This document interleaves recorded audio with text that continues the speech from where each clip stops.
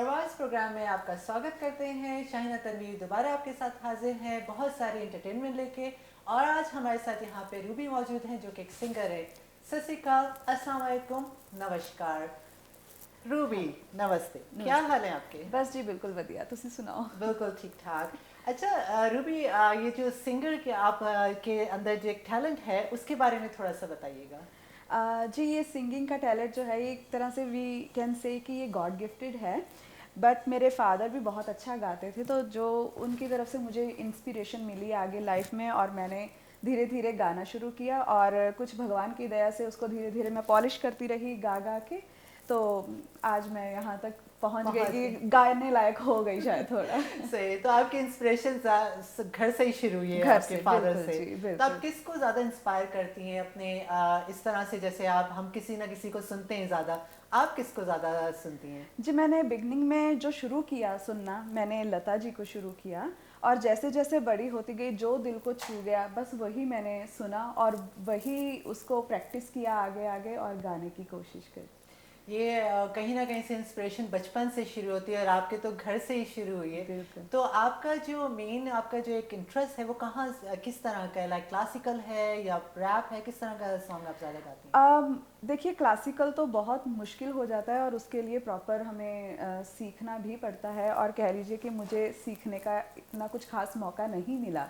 लेकिन फिर भी थोड़ा जिसमें जो सॉन्ग जिनमें थोड़ा क्लासिकल टच होता है, थोड़ी जैसे मुर्कियाँ बोलते हैं हम बीच में, है ना, तो मुझे वैसे सॉन्ग्स बहुत पसंद हैं और मैं उनको ही गाने की कोशिश करती हूँ, जिसकी वजह से थोड़ी इम्प्रूवमेंट होती गई। होती गई। हाँ तो जी। यहाँ पे जैसे अब आपके बच्चे भी हैं, तो आपके बच्चे आपको लेके चलें, लाइक लेगेसी मूव ऑन करिए, या किस तरह से आप चाहती हैं कि आगे बढ़े? हमारी बेटी जो कि बहुत अच्छी सिंगर है, हम उसको अभी सिखा रहे हैं, क्लासिकल म्यूज़िक सिखा रहे हैं सो दैट कि वो हर एक प्लेटफॉर्म पे गा सके। और मेरा छोटा बेटा है, वो अभी इतना छोटा है, जैसे 7 इयर्स ओल्ड है, तो उसको अभी बताना नहीं आता, इंटरेस्ट शो करना नहीं आता म्यूज़िक में, बट स्टिल वो कुछ ना कुछ ऐसा करता रहता है, हमिंग करता रहता है कि हमें आइडिया है कि वो डेफिनेटली गाएगा। कुछ गाएगा। गाएगा। और दूसरी बात, मेरी सबसे बड़ी इंस्पिरेशन है आफ्टर माय फादर की मेरे हस्बैंड, जो हमेशा मुझे मोटिवेट करते हैं पार्टिसिपेट करने के लिए, गाने के लिए, सीखने के लिए। अभी आपने पार्टिसिपेशन की बात की है, तो आपके कहाँ कहाँ प्रोग्राम्स होते हैं, किस तरह से पार्टिसिपेट करते हैं आप? देखिए अगर मैं कहूँ कि पहले तो सिर्फ कॉलेज स्कूल तक ही सीमित था, तो उसके बाद मैरिज हो गई, नई लाइफ में बिजी हो गए, लेकिन जब से 2019 से हम कनाडा में आए, यहाँ आके देखा कि बहुत सारे ग्रुप्स बने हुए हैं जिसमें लाइव म्यूज़िक भी है और कैरियोके सिंगिंग भी है, और फिर ग्रुप्स ऐसे हैं जो फंड रेजिंग भी करते हैं, चैरिटी करते हैं, तो अक्सर ऐसे प्रोग्राम्स में मैं पार्टिसिपेट करती रहती हूँ। और पीछे नमल यूनिवर्सिटी ऑफ पाकिस्तान, उन्होंने फंड रेजिंग का प्रोग्राम किया था, उसमें भी मैंने पार्टिसिपेट किया था। अच्छा, हाँ ये तो जी। बड़ा इंटरेस्टिंग है। ये जो आपने प्रोग्राम्स की बात की है, तो इस तरह से कि यहाँ पे ये एंटरटेनमेंट भी है और अपने कल्चर को आप डेवलप भी बिल्कुल कर रहे हैं। बिल्कुल, और एक सोशल सर्कल भी बनता है। जी हाँ। तो आपने कोई ऐसी एकेडमी का सोचा इन फ्यूचर, इसको लॉन्च करें, कुछ अपनी एक्सपर्टीज आगे बढ़ाएं, क्लासेस दें? नहीं, क्योंकि क्लासेस देने का मैं अभी इस लायक नहीं बनी कि मैं किसी को सिखा सकूं, मैं तो अभी खुद ही सीख रही हूँ। लेकिन हाँ जी, डेफिनेटली ये है कि मैं अपने सॉन्ग्स लेके आ रही हूँ जल्दी ही, तो अभी वो स्टार्ट किया हुआ है मैंने उस पर वर्क करना, तो होपफुली जल्दी ही आऊँगी मैं अच्छा, लेके। तो आपने जब ये सॉन्ग की बात की है और लॉन्च होने की बात की है, तो इसमें थोड़ा सा बताइए कि क्या प्लान है आपका? मेरा ये प्लान है कि मैंने एक सॉन्ग लिया है, हमारे बहुत ही फेमस लिखने वाले सॉन्ग, उनका नाम है मनप्रीत तिवाना जी। वो इंडिया में रहते हैं और उन्होंने काफ़ी सॉन्ग्स लिखे हैं हरभजन मान के लिए भी, तो मैंने उन्हीं से एक सॉन्ग लिया है जो कि बहुत ही सुंदर लिखा है उन्होंने, और होपफुली वो महीने 1.5 महीने के बीच बीच में विद वीडियो आ जाएगा। अच्छा। हाँ जी, तो अभी फ़िलहाल मैंने वहाँ से शुरू किया है, और उसके साथ साथ मैं आगे के प्रोजेक्ट्स पे शुरू कर दूँगी काम, सो दैट कि ज़्यादा लेट ना हो और ज़्यादा वेट ना करनी पड़े। ये आपका पहला प्रोजेक्ट होगा? कह सकते हैं, क्योंकि इससे पहले मैंने एक कवर सॉन्ग ही किया था, तो उसे मैं अपना नहीं बोल सकती, वो अमरिंदर गिल का गाया हुआ था, बट उसमें अपना म्यूज़िक डलवा के ना बलजीत कलसी जी की हेल्प से, तो वो हमने रेडी इसको किया रेडी था। किया हाँ है। जी। नहीं, तो ये टैलेंट तो अभी आगे बढ़ रहा है और बढ़ना चाहिए भी। भगवान तो की दया। बिल्कुल। तो आप ये बताइए कि हमारी जो नई जनरेशन है उसमें आप कुछ एंटरटेनमेंट लेकर आती हैं, ताकि वो भी कनेक्ट हों सारे? बिल्कुल, मैं कोशिश करती हूँ। देखिए जैसे हमारे बड़े लोग हैं, जैसे हमारी एज कह लीजिए, हमसे भी बड़े लोग हैं, उनको ज़्यादा पुराने गाने पसंद आते हैं। लेकिन जैसे मेरे बच्चों जैसे बच्चे हैं, यंग हैं, 15, 16, 20 अराउंड हैं, उनको नए गाने पसंद आते हैं। तो मोस्टली क्या होता है कि 2-3 गाने तो गाने ही होते हैं, तो कोशिश रहती है कि एक आध पुराना गाओ और एक आध नया गाओ, सो दैट कि बोरिंग बच्चों को भी ना लगे और बड़ों को भी ना लगे कि ये कौन सा गाना सुना नहीं कभी। नहीं, वो ब्लेंड करना पड़ता है वरना तो बच्चे बिल्कुल ही ना आए इसमें। बिल्कुल तो बिल्कुल। आपने कभी म्यूजिक को इस तरह से कोई इंस्ट्रूमेंट प्ले करने का सोचा, कुछ सीखा इस बारे में?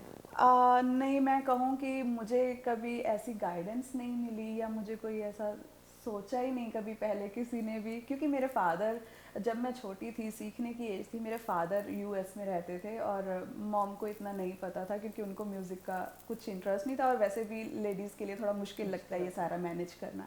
और जब फादर आए उसके कुछ टाइम बाद मेरी मैरिज हो गई, और फिर नई फैमिली में बिजी, और अब टाइम है साथ में, बच्चे भी बहुत कोऑपरेट करते हैं, मैनेज कर लेते हैं थिंग्स, अगर मुझे कहीं जाना, तो कोशिश करूंगी कि मैं कुछ तो सीख लूँ इंस्ट्रूमेंट्स में जो मुझे भी हेल्प करे। मेरे ख्याल से आपका बेसिक इंटरेस्ट जो समझ में आ रहा है वो आपका गायकी की तरफ है। गायकी, हाँ जी। तो गायकी में आपका इतना ज़्यादा स्ट्रॉन्ग एक है, तो उसी को आपने अभी पहला प्रोजेक्ट लेके आ रही है। उस प्रोजेक्ट में आपकी क्या टाइमलाइन है, कब तक आप समझते हैं कि वो लॉन्च हो जाएगा? महीने से 1.5 महीना। महीने से 1.5 महीना। क्योंकि अभी मैं उसकी ये नेक्स्ट कमिंग वीक में प्रोबेबली मैं डबिंग कर दूंगी उसकी। तो कुछ आप बताइए किस तरह का सॉन्ग है, कुछ गा के थोड़ा सा हमारे, या ये आप कोई और गाना चाह रही है, थोड़ा सीक्रेट रखना चाह रही है? हाँ जी, उसको मैं तभी लेके आऊंगी, वो अच्छा। जब पूरी तरह से रेडी हो जाएगा। सही। लेकिन अभी जैसे मेरे नए फ्रेंड्स बने हैं, पाकिस्तानी कम्युनिटी से भी हैं, और नूर जहाँ को मैंने पहले सुना नहीं था, लेकिन उनकी डिमांड पे मैंने उनके कुछ सॉन्ग्स याद किए, जिसमें से मेरा एक फेवरेट सॉन्ग है, तो मैं वो प्रिपेयर किया है मैंने आज के लिए। अच्छा। ये तो बहुत अच्छा हो गया। और हाँ जैसे जी। अभी आपने बात की कि हमारे जो पुराने वक्त के लोग लेजेंड्स हैं, लता जी थी, हाँ और जी। इस तरह से नूरजहां बेगम थी, तो ये लेजेंड्स कभी भी इनका काम जो है ना हमेशा जिंदा रहता है। हमेशा। ओल्ड इज गोल्ड वाली बात है। बिल्कुल। और हमारे मुझे याद है मेरे हस्बैंड कहते थे कि तुम पुराने गाने तुम्हें कैसे अच्छे लगते हैं ना। कैसे? तो एक उसमें एक सूथिंग होती है, बिल्कुल। पता नहीं क्या, एक सोल को एक अच्छा सा एक अच्छा लगता है। May be. और इसमें एक ये भी फर्क पड़ता है कि जब हम बचपन में होते हैं, हमारे पेरेंट्स क्या सुन रहे हैं, हम जब वो चीज़ें सुनते हैं वो हमारे दिमाग में बैठती हैं और हमें ऑटोमेटिक वो चीज़ें दिल में बस जाती हैं और हमें अच्छी लगती हैं वो चीज़ें। अगर आज हमें कहें वो ब्लैक एंड वाइट मूवीज़ वाला गाना, शायद वो हम नहीं सुन पाएंगे।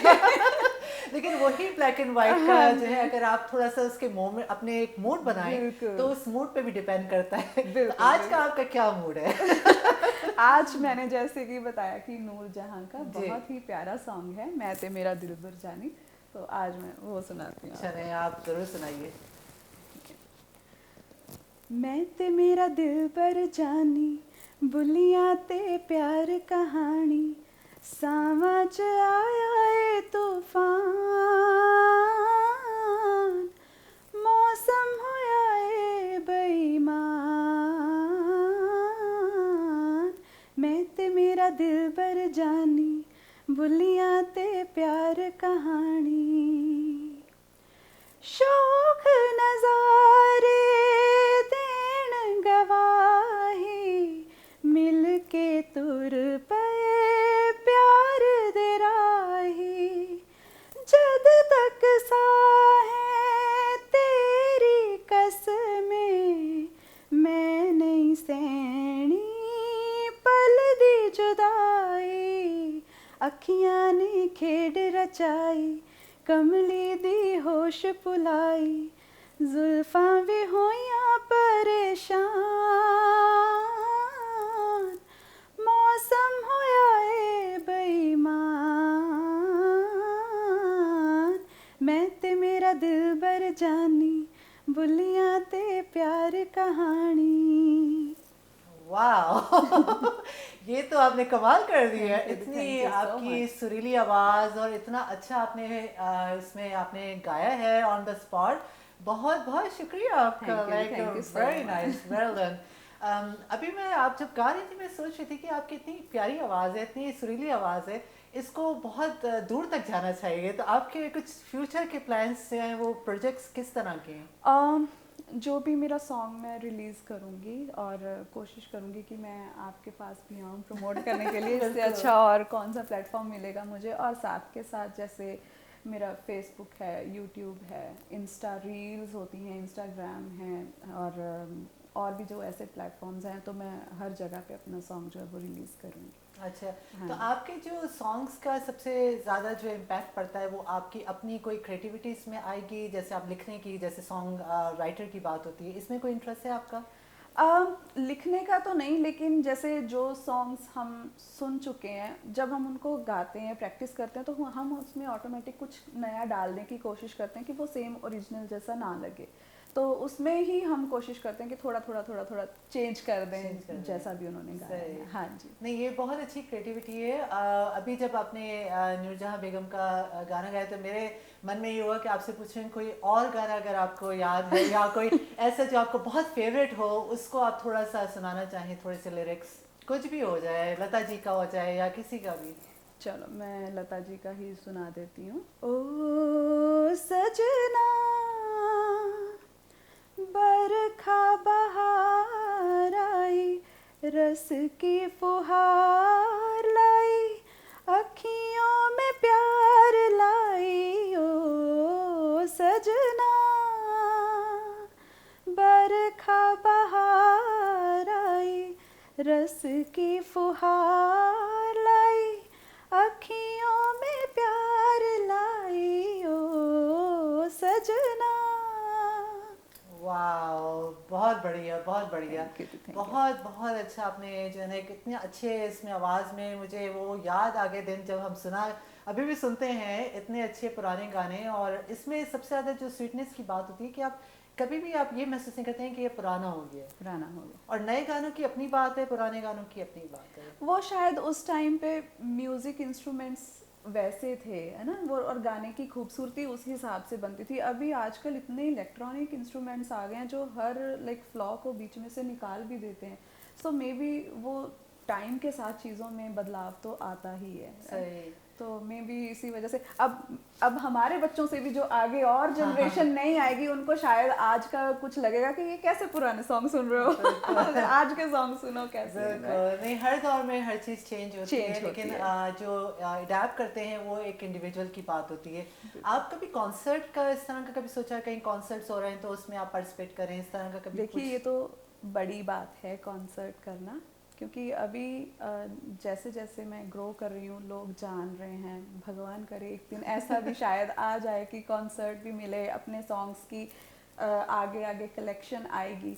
क्योंकि जब हम अपने सॉन्ग निकालेंगे, हमारे पास अपनी खुद की कलेक्शन होगी, तभी हम कॉन्सर्ट तक भी पहुंच पाएंगे, राइट। नहीं तो अभी तक तो जो गाए हुए गाने हैं ऑलरेडी हम उन्हीं पे वर्क कर रहे हैं और उन्हीं को गा रहे हैं, राइट। नहीं, स्लो एंड स्टडी, और वही वाली बात है, हर चीज़ का एक फ्लो आने में टाइम लगता है, एस्टैब्लिश करने में टाइम लगता है। तो कभी आपने किसी कोलैबोरेशन के साथ कुछ ऐसे प्रोग्राम लॉन्च किए हैं किसी के साथ, या प्रोग्राम बनाने का सोचा है? नहीं, फिलहाल सोचा तो नहीं है, लेकिन डुएट्स मैंने खुद खूब गाए हैं। पहले तो मेरे हस्बैंड ही बहुत अच्छा गाते हैं, तो उनके साथ डुएट्स हम जैसे कोई भी ये प्रोग्राम्स में पार्टिसिपेट करते हैं तो हम उसमें भी डुएट गाते हैं। सो और जैसे और भी सिंगर्स हैं, हमारे लोकल सिंगर्स हैं, तो जिनको भी लगता है कि उनको हेल्प चाहिए या साथ में एक पार्टनर चाहिए गाने के लिए, तो मैं उनके साथ भी गा लेती हूँ। हाँ जी। तो अभी एडमिंटन में आपके यहाँ पे कौन से कोई प्रोग्राम आने वाले हैं जिसमें आप पार्टिसिपेट कर रही हैं? पहले तो आज ही एक है शाम को, लव ह्यूमन सोसाइटी के नाम से चैरिटी प्रोग्राम है ये भी, और आज उसमें पार्टिसिपेट कर रही हूँ शाम को। अच्छा। तो हाँ जी। तो कहाँ पे हो रहा है ये शायद, मैं सॉरी मैं लोकेशन तो भूल गई अच्छा। क्योंकि जाने से पहले एड्रेस चेक करती हूँ। ये spice and kitchen, sorry spice and kitchen में है। ओके, नहीं कोई बात नहीं, ये तो चलता रहता है यहाँ पे एंटरटेनमेंट का। रूबी, आपको बहुत बहुत धन्यवाद कि आप यहाँ पे आई हैं। थैंक यू सो मच हमारे प्रोग्राम में शामिल होने का। Thanks for the invitation. तो नाज़रीन, इसके साथ प्रवास प्रोग्राम का टाइम ख़त्म होता है। हम आपके साथ दोबारा हाजिर होंगे। सत श्री अकाल, नमस्ते, खुदा हाफिज़।